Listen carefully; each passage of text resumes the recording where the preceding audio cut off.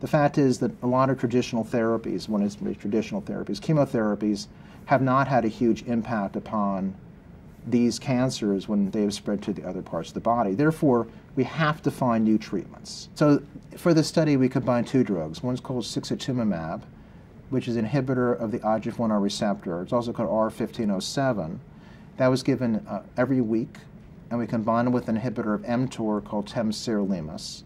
We wanted to explore the possibility whether if you had the receptor on the cell surface, in other words, if you had IGF-1R on the surface of the cell, would that give you a greater chance of responding to the drug than if you didn't?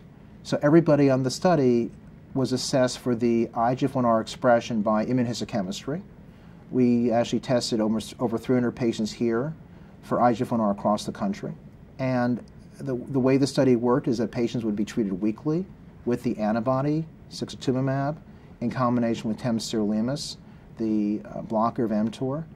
And the drug combination was very well tolerated. There were some known side effects, like a little bit of hyperglycemia, some increase in triglycerides, but overall there were no serious toxicity issues with the drug combination, which is one of the questions we wanted to answer. And we achieved our endpoint. We found the drug was active. It was a Simon two-stage design. We needed a certain number of patients to benefit to reach our desired endpoint of progression-free survival at 12 weeks. And we met all of our endpoints, all the milestones, and the trial was positive for all patients with either bone or soft tissue sarcoma.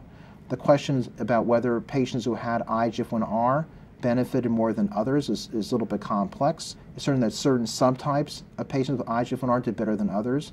In the paper, which has just been published in Lancet Oncology, we do discuss why we think these different subpopulations may have had better outcomes based on the receptor expression. It was a little bit unexpected, but it may have implications for the biology of the cancer and also for further drug development of the combinations in terms of who to select for the combination therapy. At the end of the study, we can say that two drugs, IGF-1R blockade plus mTOR, appears to be better than single-agent therapy, either IGF-1R by itself or mTOR blockade by itself, and that's what the clinical trial tells us, that the preclinical discovery is real, that there's a meaningful benefit of combining a blocker of IGF-1R plus a blocker of mTOR.